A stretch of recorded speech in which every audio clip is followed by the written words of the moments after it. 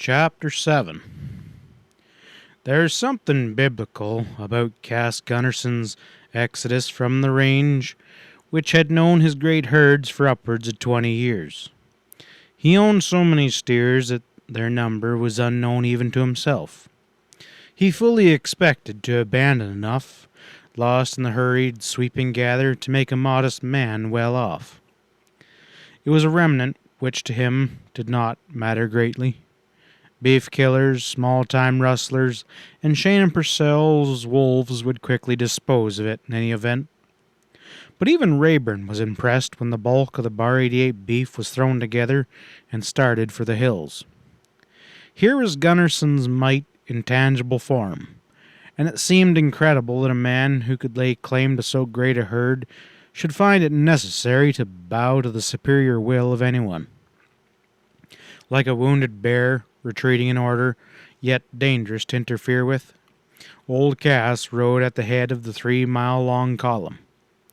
He it was who directed the course they should take towards the higher levels.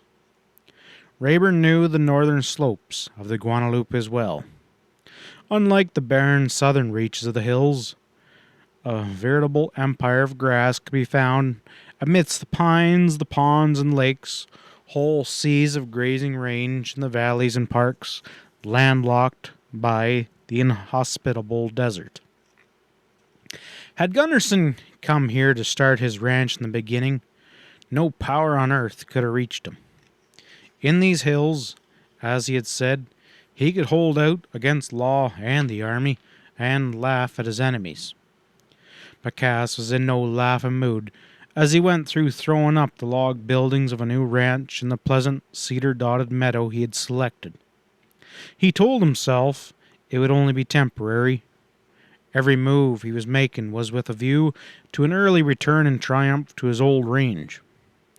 And for that reason, he felt the constant, driving necessity to know what Shane and Purcell were doing.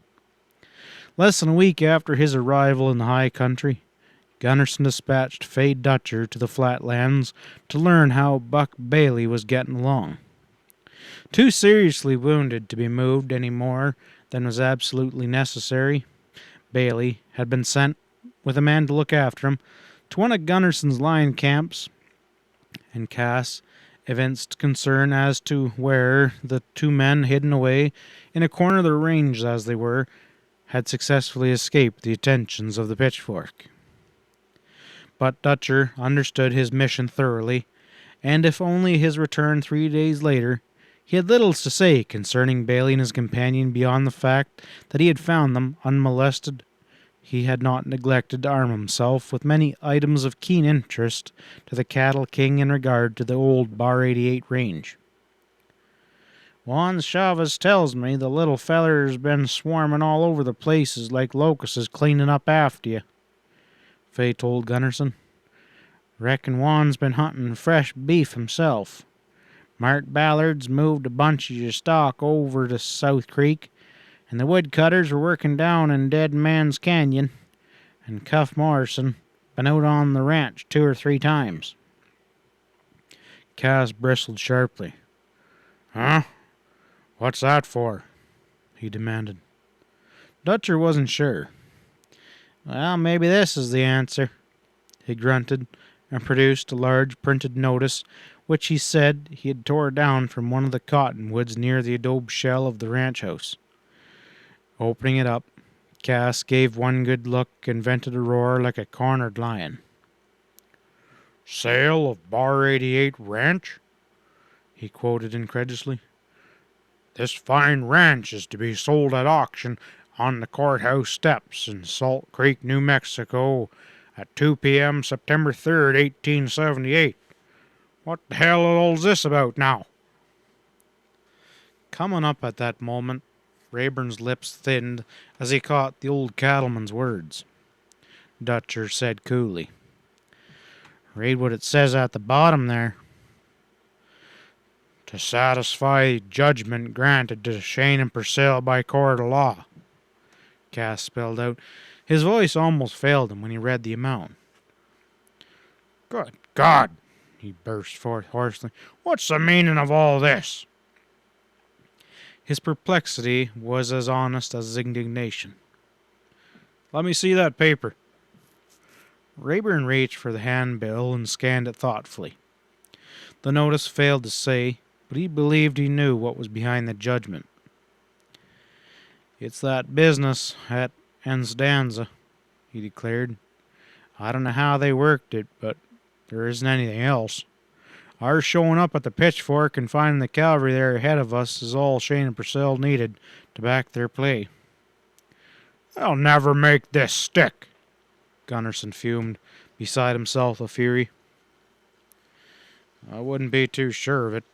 The judgment's already been granted and the sale is set for 3 days from now." The fact had not escaped Cass.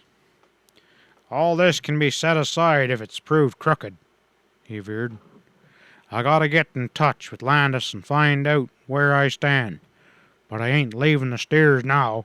They're liable to come steal them here from me the minute my back's turned. Clark, you gotta go." A scum of thin clouds coated the sky, and a heavy bank hovered low in the west the following morning, when Rayburn pulled away from the recently built Bar 88 headquarters and struck down the hills in the direction of the Salt Creek. All day the sun was obscured, and there was a raw bite to the wind, but he didn't mind. After the long, hot summer, the range stood in need of a thorough wetting. Steadily the clouds pulled advanced, and the first drops of the coming storm in the early dusk found Rayburn watching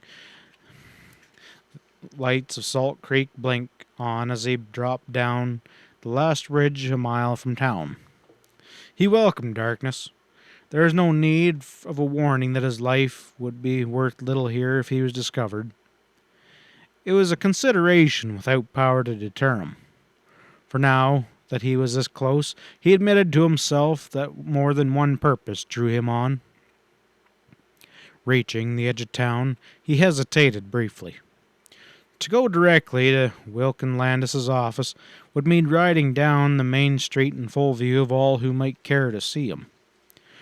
Reckless as he was, Rayburn's rashness did not extend that far. While he pondered the best means of getting in touch with the lawyer, there fell on his ears the slow tolling of the church bell for evening services. It was a dismal sound, coming through the gusts of the rising storm, and yet it gave Rayburn an idea. Waiting 10 minutes, he pushed on through the back streets, head bowed against the whip of the wind and the lash of the rain. The glow of lights through the windows as he drew near the church told him that prayer meeting was in progress. The 2 or 3 people he saw on the board sidewalks gave him no more than a glance. Turning in at the church gate, he rode around to the back and put his steers in a dark corner of the shed. The way the rain sleeted down as he made for the rear of the church told him that this storm would be a bad one. Once in a great while, in the New Mexican hills, the elements tore loose with a vengeance. Clearly the present was such an occasion. No matter. It would only lessen the risk he ran in coming to Salt Creek at all, he told himself. Never having been inside the church Bronson Colcord had built, he knew little about its interior arrangements, but there was a back door. Reaching it, Rayburn stepped out of the swelling downpour and into a little vestibule with a number of doors opening off it. That one straight ahead, he guessed, opened into either the church auditorium itself or the Sunday school rooms. The whole place was so small and so jammed together that he wasn't sure. The other doors must give another cloakroom and the like. For somewhere beyond, the rising murmur of voices in unison tiptoed forward. Rayburn was about to open a door with a cautious peep through when a quick rap of footsteps sounded directly behind him and then a gasp. Whirling tensely, he had his gun out of leather before he realized he was facing a girl. Lorena Colcord recognized him, and for a moment she stared in silence, and no word rustled by his threatening gesture with the gun. He returned it to his holster slowly, and she said, her voice rising scarcely above a murmur, "What are you doing here, Mr. Rayburn?" He found himself admiring her pose, even while his glance took in the faint color touching upon her sober cheeks. There was something about this girl who made a man take thought before he spoke. But Rayburn came straight to the point, wary lest any late arrival walk in on them and find him here. "Miss Colcord, you once told me I did you a favor. Could I ask you one in return now? I'm here to see Wilkins Landis, and I want you to get him for me." He thought he saw Loren's face fall ever so slightly at his concluding words, but there was no change in her, even an unhurried tone. "But you'll be unable to talk here," she said practically. "Perhaps," and she hesitated, then went on, "come with me. I'll take you to my house, and then I'll do as you ask." Rayburn would have found plenty to say as the girl accompanied him to the parsonage half a block away, but the buffeting storm permitted only the most necessity of talk. Loren led him quietly into a quiet room which he recognized as Reverend Colcard's study. "No one will disturb you here," she told him. "I'll go get Mr. Landis. He'll be here in just a few minutes." Left to himself, Rayburn would have dwelt on her mingled charm and distance of manner, like that of no girl he had ever known. But now he was to see the attorney presently, he could not avoid asking himself what the latter would have to say. Landis arrived in a few minutes. Beyond seeing that they were comfortable, Loren had little to say, but her gray eyes lingered on Rayburn's tall, quiet figure as she withdrew. For his part, Rayburn's attention was fastened upon the lawyer. Landis said, "I'm not surprised to see you here, Rayburn.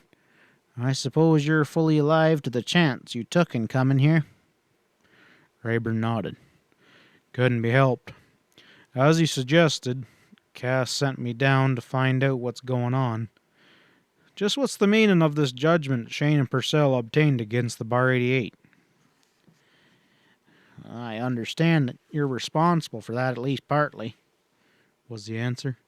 "Didn't you and some other men ride to Stanza a day before Gunnerson pulled out for the hills?" Rayburn assented. He told all that had taken place since he and Dutcher had been forced to take hurried leave of Salt Creek, recounting how Gunnerson had insisted on making an attack on the Pitchfork only to be turned back by the cavalry, and how they had returned to the home ranch to find destruction ahead of them and to be met by the news of the Pitchfork raid on Gunnerson's trail herd. "Every head of the stuff we recovered from the pens at Estanza was Bar 88 beef. Surely Shane and Purcell were unable to make anything out of that." "Well, they certainly did. Their story is that it was a bare-faced steal of their own stock, designed as a reprisal for bringing in the military." "What?" Rayburn was genuinely angered by the baldness of it. He said, "Isn't there some way to bring them up short? If this goes on, there'll be no limit to what they'll do." Landis shook his head skeptically. "Well, you simply can't get at them through the local law enforcement machinery. These charges were obviously trumped up, and the jury that was awarded judgment against Gunnerson was hand-picked. You can't fight a setup like that and win. If you push the matter too far, Shane and Purcell will bring pressure to bear to have martial law declared." Rayburn was appalled by the thoroughness with which the enemy had gone to work. "So then there's nothing to be done?" he demanded. "Gunnerson's only hope is to lie out in the hills and make the best of what he can of this raw deal?" "I doubt he'll even be safe there very long," the attorney surprised him by saying gravely. "Why?" Rayburn asked. "You don't mean that Shane and Purcell would attempt to pursue him?" "Well, the size of this judgment they obtained," Landis went on practically, "makes it impossible for the sale of the ranch to cover it. There's a blanket judgment plastered against Case Gunnerson's cattle to make up for the rest." Dragged to his feet by the sheer effrontery of this injustice, Rayburn could only stare his amazement for a long moment. His face had that flinty, expressionless look it wore when he was fighting against odds, and he wasted none of his strength in reminiscence, however. "So you're standing behind us on this?" he told Landis. "Are your hands so thoroughly tied that you can't make a move to prevent such things?" "I'm sorry to say that they are," Landis confessed frankly. "That's exactly what makes the situation so bad. Gunnarsson made the mistake of ignoring the law from the beginning, and Shane and Purcell were shrewd enough to capitalize on that omission. As long as they can call on the United States government to back their play, Cass hasn't a leg to stand on. I'm just one of the minority, without the ability to make myself heard outside my own bullywhack." He went on to say that many people in Salt Creek, merchants and freighters and the like, were incensed by the conditions of the affair, but like the small ranchers who had soon knuckled under to Shane and Purcell's steamroller tactics, they were powerless to make any effective progress. Bronson Colcord was so deeply touched by all this, Rayburn. More than once he was threatened to speak out at the meeting against what he calls the ruthless domination of the godless money barons, and so far I've advised against it. There's honest indignation in Colcord that might carry him to any length. I'm afraid he might get himself into real trouble." Rayburn was in hearty accord with that sentiment, though there was nothing in his face to show that he was thinking of what might happen to Loren in such an event. For an hour they talked the matter over thoroughly. Neither could find a single ray of light in the situation. It all looked exceedingly bad, and might easily grow worse. Rayburn shook his head at the hopelessness of it. "I sure hate to take this back to Cass. He's counting on you for help, Landis. There isn't a thing that you can suggest?" The lawyer hesitated briefly over his answer. "I can make a suggestion, all right," he said then, "but it isn't anything Gunnarsson could care to hear." "Well, in God's name, man, what is it?" Rayburn broke in. "If Cass don't like it, he may have to learn how before we're done." Landis nodded. "Gunnarsson is licked now," he summed up. "He's got to be made to see that. Shane and Purcell will force him outside the law, and his finish will be certain. The only way out is to give yourselves up, and you haven't much time left for that. You go to the territorial government in Santa Fe and surrender. You tell your story and throw yourselves in the mercy of the governor. Nothing else is worth even considering." "Well, Gunnarsson's never going to do that," Rayburn said positively. Landis spread his hands. "Well, then his only alternative is to leave the country, and that goes for all of you." It was bitter hearing, but Rayburn didn't need to be told that Landis was applying hard sense to the facts. He got up a few minutes later, signifying his readiness to leave. "I'm much obliged, Landis. I'll tell Cass, but I don't know what he'll do." And then they shook hands. Loren was waiting for them in the next room. On Landis saying that he would stay for a word with her father, the girl accompanied Rayburn to the door alone. Hand on the knob, he turned to her. "I won't forget this, ma'am," he assured her warmly. "I don't know how else I could have reaching Landis, and it means a lot just at this time." She met his eyes squarely, a searching look in her own, and it struck him that there was something masculine about her firm grasp of life, yet it took nothing from her charm. "Mr. Rayburn, I wouldn't make any excuses for speaking frankly. Is there any excuse for continuing this violence and murder?" Taken aback by her directness, he was incensed by her assumption of his responsibility. If she had known the truth of these matters, he wondered, would she have spoken as she did? "I'm afraid I can't talk about it," he answered stiffly. "Perhaps Landis—" "In that case, I wouldn't care to know, thank you." She cut him off.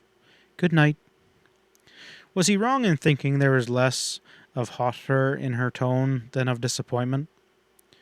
"Don't misunderstand me, Miss Colcord," he began swiftly, but she had already opened the door.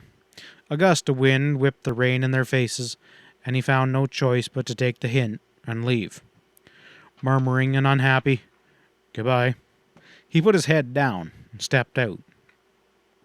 Almost immediately the storm swirled down upon him. During the time he had spent in the parsonage, it had increased in violence. "Must be sluicing the hills pretty heavy," he muttered. It meant a night spent uncomfortably in the saddle, or in the shelter of some ledge, but heading for the church shed where he had left his horse, he thought no more of the matter. Prayer meeting let out about the time he arrived at the yard, and the rear door of the church swung open as people emerged to go to their rigs, and a broad bar of light streamed out.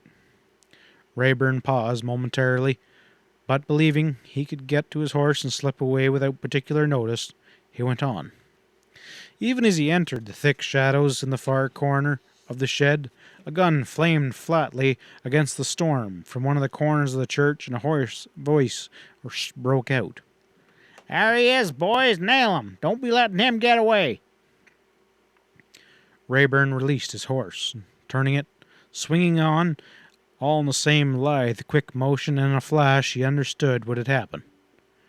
In some incomprehensive manner, his bronc had not only been discovered but identified, and while it was not known just where he had gone, the men who were so anxious to lay hands on him had been shrewd enough to wait for his return. There could be no shadow of doubt about who they were. The voice that he had heard, and which was now urging the other men to close in before he could slip away, was the voice of Cuff Morrison. End of chapter 7.